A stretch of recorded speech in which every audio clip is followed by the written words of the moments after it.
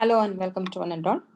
In this class, we will discuss about the causes of unemployment in India. I already mentioned to you before, like the nature of unemployment between the developed and the developing countries, isn't it? So the developed countries, the unemployment is arising because of the deficiency in effective demand. But for developing countries like India, there are so many factors responsible for the unemployment. Okay, so let us check out one by one what are all the prominent reasons for unemployment in our country. The first and foremost is there is something called as jobless growth.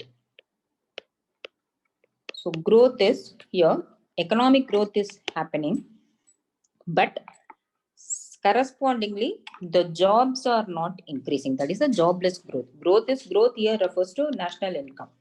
The national income of the country is increasing, but here unemployment is also increasing, or the employment levels in the country is not increasing that much in correspondence to growth in the national income. Normally, what happens if the national income is increasing in a country, that means what? The production in the country is increasing. If the production has to increase, uh, the employment also has to increase, isn't it? That is a normal logical thing. But in our country, it is not happening like that. Even though the national income is increasing compared to the previous decades, corresponding to that, the employment rate in our country is not increasing. So that is one of the phenomena we are finding in our country. That's what termed as a jobless growth. So when we check out the data, you'll be able to understand how much the growth rate in the national income, how much is the growth rate in the employment levels in the country. So let us check out that. So in India, there is no corresponding growth rate in the employment along with the growth rate of national income. That is what is happening in our country. There's a jobless growth with the growth rate of national income. So, for instance, so we know that between 1950, we have seen this before, isn't it? Between 1951 to 1981, our national income was traditional Hindu growth rate. We have seen this before. So the growth rate of national income was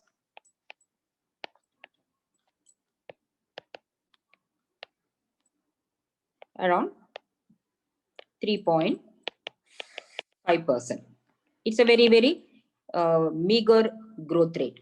For a long period of time, on an average, we had only 3.5% growth rate in the national income. But still, in spite of that, the employment growth rate during that time was, but the employment growth rate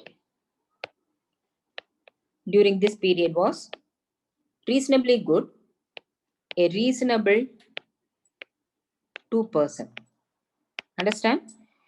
The national income growth rate was 3.5% only, but then the employment growth rate was around 2%. So at this point of time, it was not a jobless growth.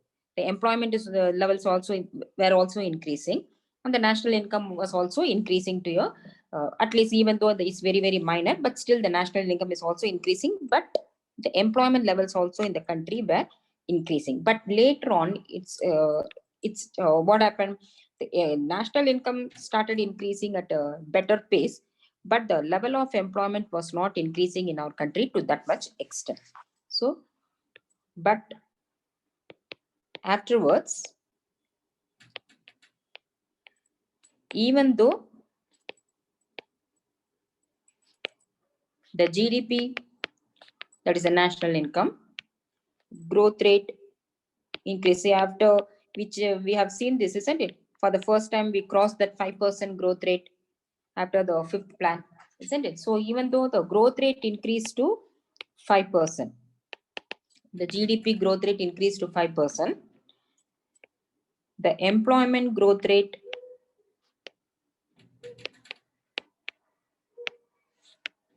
decreased to, it decreased actually, decreased to 1.02%. So it was how much? It was 2%, isn't it? So from 2%, it actually decreased to 1.02%. And later on, it even became worse. So the next, later in 90s, that is a economic reforms period, it became worse. The employment growth rate becomes almost 0%. So later in somewhere around between 2004 to 2005 to 2009 and 10, the employment rate was, this highlight, the employment growth rate was almost 0%. Okay, and during this period of time, the GDP growth rate was approximately around 9%, in spite of the GDP growth rate of around, or even exceeded, GDP growth rate, not around, it exceeded 9%. Now we understand. Even the initial itself, even though the national income was increasing only at the rate of 3.5%, the employment reasonably did well. The growth rate in the level of employment also was there. But then later on, what was happening? Slowly the GDP started picking up to 5%, but then employment level actually decreased to 1.2%. But later period, the employment became 0%. There was no growth rate in the level of employment in the country. But from 3.5%, the GDP growth rate in the country increased to 9%. So to that much extent, there is no corresponding increase in the level of employment in the country. So that is what it is, the jobless growth. Okay. So normally, it's a very strange phenomena. If the growth, the production, if the GDP of the country is increasing, simultaneously the employment should also increase, isn't it? So that was something not happening in our country. Okay. Only the unemployment levels were increasing simultaneously. So this is the first cause of unemployment in our country. Okay. Then the second one, it is not exactly a cause. We are just checking out the data. This is what was happening in our country. The second one is increase in labor force. So along with the rise in population, the labor force in the country also keeps on increasing. Okay. So we know that right from we were in the same data, the second stage of demographic transition, the population was growing at the rate of 2% or 2.1, the record growth rate between 1951 to 1981, isn't it? So there's a 2.2% growth rate. So during that period, simultaneously, the labor force also increased to around 2%. But then that much amount of employment opportunities, structural unemployment we have seen, isn't it? So that much amount of employment opportunities could not be provided due to lack of industrial development. Okay, so put it in words. Since independence, the death rate considerably decreased with a relatively slow fall in birth rate, leading to, leading to something called as population explosion. Okay. So the data, isn't it? which is, you can mention here, that is the second stage of demographic transition.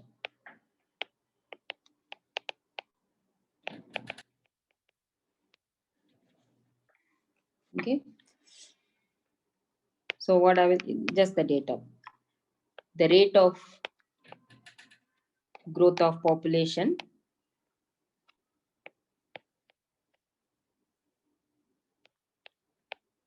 was around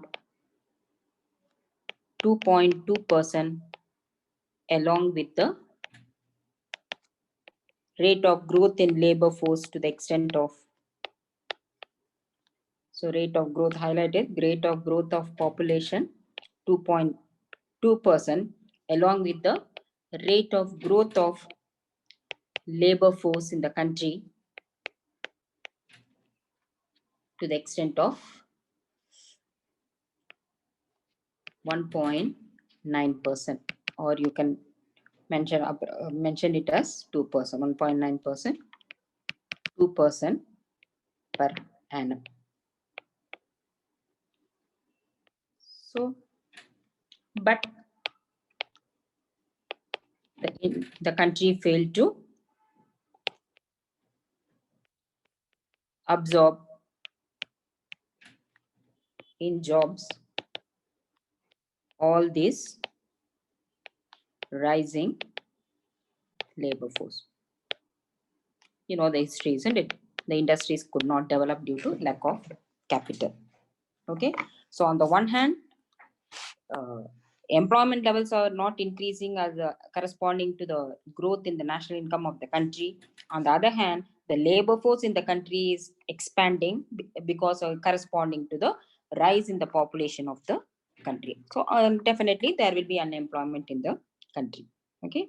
Then the third reason is something called as inappropriate technology. So inappropriate technology is, see, in a country where the capital is scarce, they should use labor intensive technology. That is, and in a country where labor is scarce, they should use but abundant capital, they should use capital intensive. So country with abundant labor should use labor intensive. Country with abundant capital should use capital intensive. So that is called as appropriate technology.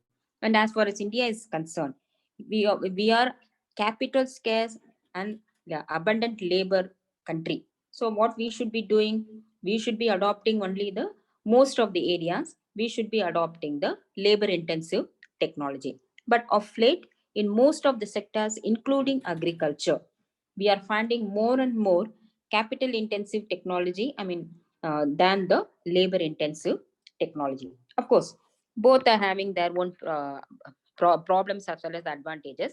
Capital intensive technology, the disadvantages, it leads to unemployment. Understood.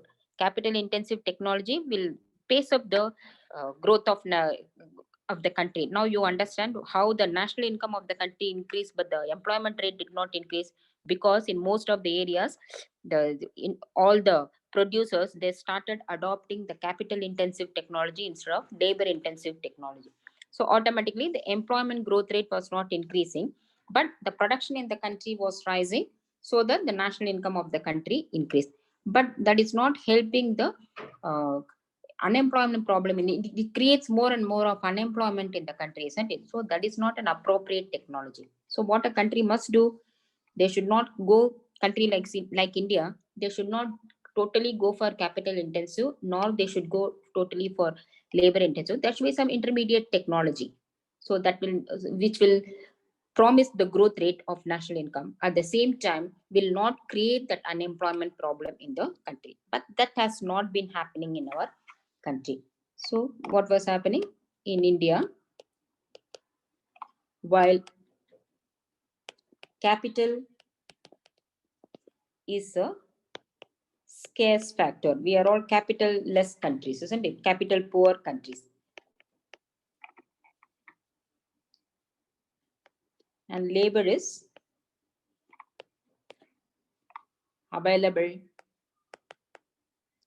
in abundant quantity.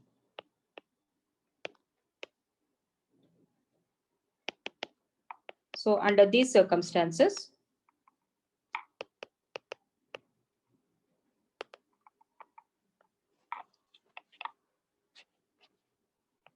so the country should adopt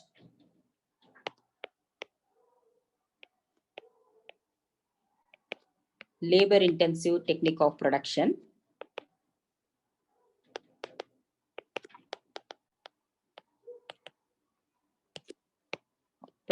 isn't it? That is a logical thing.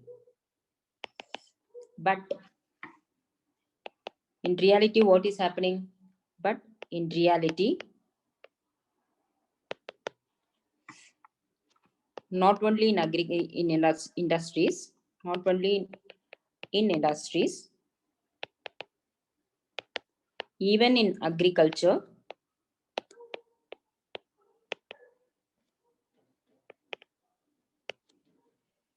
more and more of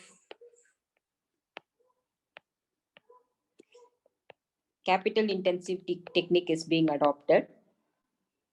Capital intensive techniques are being adopted, causing unemployment of labor force, causing unemployment in the country. So the technology which we are using is not correct. That is inappropriate technology. So next, moving on to the next problem. Inappropriate educational system. So whatever the educational system which we are following is, this was once upon a time what the Britishers introduced in our country. So the same type of educational system we are using. I mean, they didn't want Indians to, in the top position. They wanted them Indians to be only in the clerical cadre. So they don't want to rise above that level. So that because of that, they introduced that kind of education system. But uh, even after independence also, there is not that much of a radical change in the educational system of the country. So most of the qualification what everybody is getting, I mean, the syllabus prescribed and everything, the method of teaching and everything, it's all able to produce more and more of the people who can work only under the clerical cadre only. Their education system is not proving them to be more and more of an official professionals or entrepreneurs. That kind of skill or that kind of knowledge is not being provided with the current level or current type of education system which we are following. I mean, as I said, uh, the same type of education system which the Britishers introduced in our country. We have not moved that far from that kind of education system. We are just still following the same kind of system. Okay. So that's what the economist Mirdali said, the Indian education system is defective. It can produce only the clerical cadre. So that is another reason.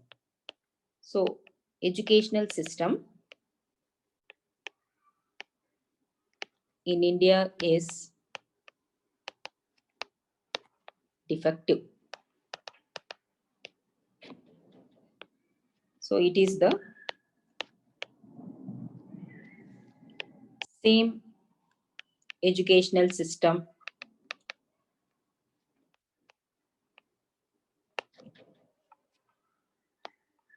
which was introduced by the Britishers. You can mention that introduced by the British during the colonial period. So there's an economist named Mirdal. So according to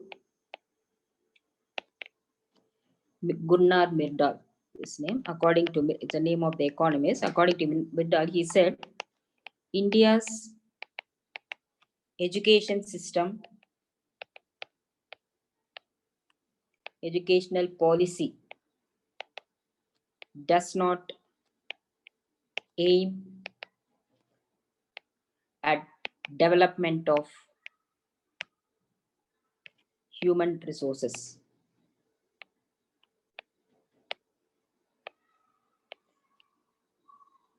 It merely produces, so this is the quotation, when the policy is not make it. So it is not creating the human resources in the country. What it is producing, it merely produces clerks and lower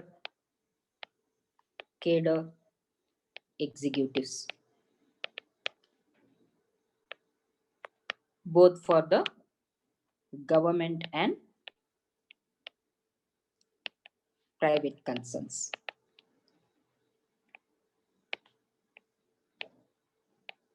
So when we are not able to spend how much, we saw the data, isn't it? Every year the government wants to spend minimum of 6% of the GDP, but it's not even crossing 3%. We have seen that, isn't it? So when that is the kind of educational expenditure in the country, then you can understand, along with the rise in the population, you can understand what kind of educational system. It's not sufficient. It's not sufficient to develop the human resource in the country. Okay, so that's why it is it is creating only the clerks and lower cadre executives in our country. Okay, so there is a, but then globally, all over the world, there is so much of advancement is happening all over the world. I mean, India is also in top industry. We are also having the top industrialist, uh, having a prominent footage in abroad also, isn't it? But then accordingly, the educational system should provide that kind of knowledge and that kind of skill to the people, isn't it? But that is not being reformed. So we are having reforms in tertiary sector, we are having the reforms in the secondary sector, but then the educational reforms are not happening in the country. Okay, so there is an inappropriate educational system. Okay, and then the next one is the neoliberal economic policy. So neoliberal economic policy, we have seen in the previous cases also, in the inequalities and what we have seen, isn't it? The government is favoring the privatization. And this, that inequalities again increasing the, all those inequalities, all those favoring the privatization is again encouraging only the capital intensive methods of production. And we have seen that the government is also supplementing only the private investment. The government is not rectifying the mistake. We have seen that, isn't it?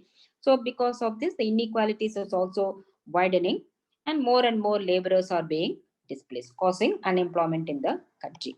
So with the introduction of neoliberal structural reform, that is, neoliberal means favoring the liberalization, that is liberalization, privatization, that is a neoliberal policy. Structural reforms in India, so in which the government introduced in 1991, that is since the early 1990s.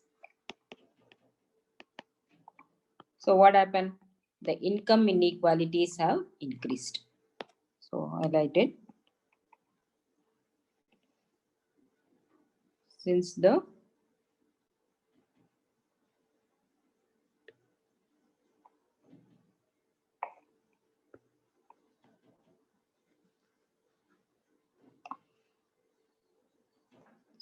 so highlight this neoliberal structural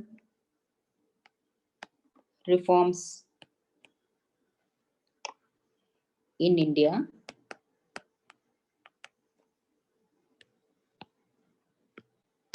since the early 1990s. What happened? The income inequalities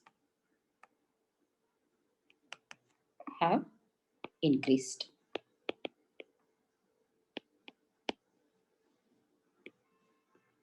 So this, if there is an income inequalities, the demand will not be there. If the demand is not there, automatically the country will fall into recession. So when the country fall, and there will be no businesses, and if the demand for goods and services are not there, then automatically there will be production will come down. So the country will fall into recession. And if the country falls into recession, there will be unemployment in the country. So that's what happens. So growing income inequalities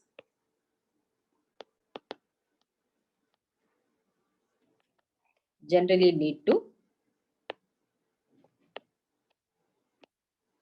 demand constraint. Demand constraint means demand is not increasing that much, or in fact, the demand is decreasing.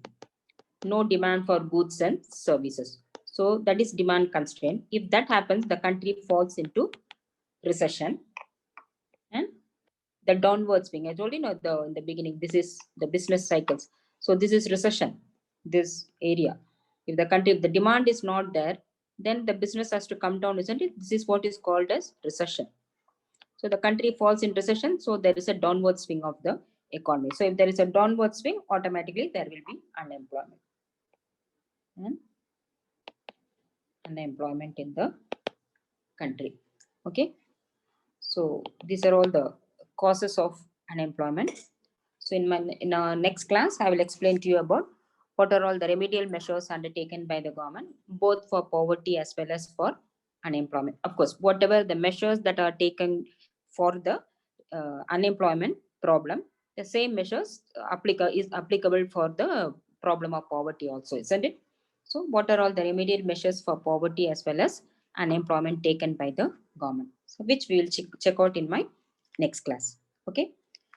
So hope you have understood all these causes, and as well as the what is current daily status, current weekly status, what is the usual principal status. Please pause the video and go through once again. Okay. If you have any doubts, please mention in the comment box. Okay.